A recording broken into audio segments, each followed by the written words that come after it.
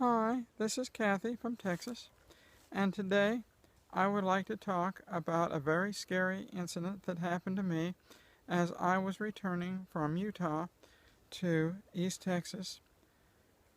When I got to Holbrook, Arizona, I needed gasoline. Now, Holbrook, Arizona is located south of the Navajo Indian Reservation and is on Interstate 40. It was 10 o'clock in the morning on a beautiful, sunshiny day. I pulled into the Maverick. I filled my tank using my credit card. I went in and went to the restroom. I bought me a Diet Coke and came out and put it in the cup holder.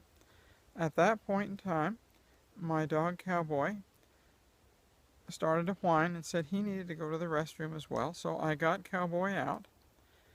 Now, whenever I travel, I always carry a 357 Magnum snub nose Ruger SB-101, which I was carrying a concealed carry rig with a spare speed loader.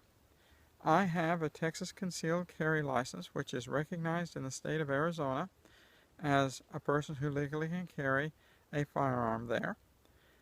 I took Cowboy's leash and I walked him over to the designated pad area. There was no one else in the gas station. There was no one else that I could see. I exercised Cowboy for probably 5-7 minutes, let him go to the restroom, and then I turned around and started back across the parking lot.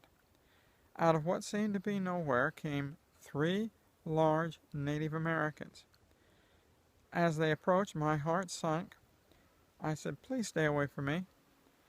The one with the green t-shirt in the middle looked at me and said, "I want your money. Give us your money and we will go away." I looked at them and said, "No, I am not going to give you my money." I put my hand on the butt of my 357 Magnum and faced them in a square stance.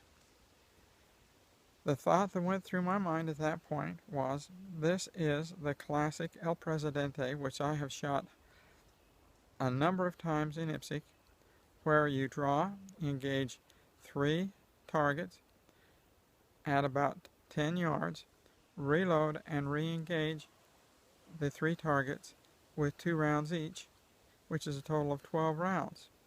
The thought that went through my mind is, I only have 10 rounds.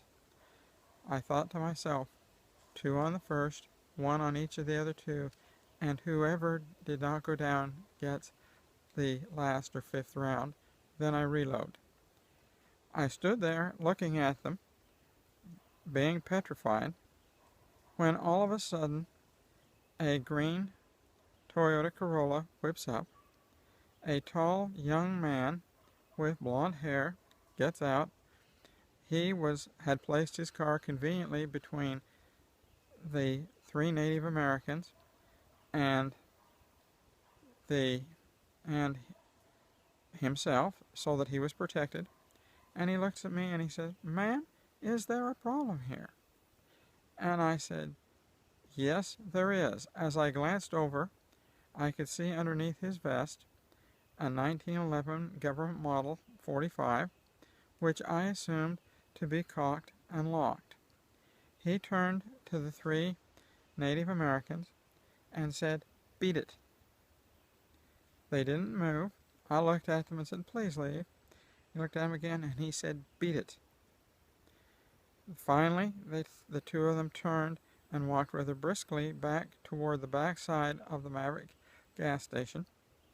The young man came over to me and he said, "When I pulled in, I saw you standing there with your hand on what I knew was a gun, and I knew you were ready to use it, and I didn't want to see that happen in front of me." And I said, "I greatly appreciate you stepping in here and helping me. I would like to thank that young man for coming to my rescue and helping me." After the 3 had gotten back to the gas station, he said, "Let me escort you back over to your truck." And he escorted me back over to my truck, and I got in and started up and drove off.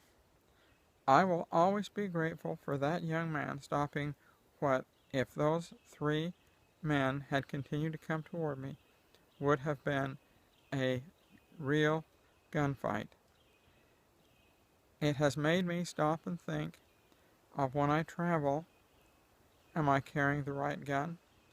Should I be out there alone? What should I be doing? It also made me think of some of my friends like Rosie and Jen who are just starting into the RV community and traveling. Are they going to find that same kind of problem when they're out on the road? Well, those are my thoughts for today. If you enjoyed today's video, please give it a thumbs up. If you would like, please subscribe to my channel. And I thank you for joining me. We will see you again next week. Bye.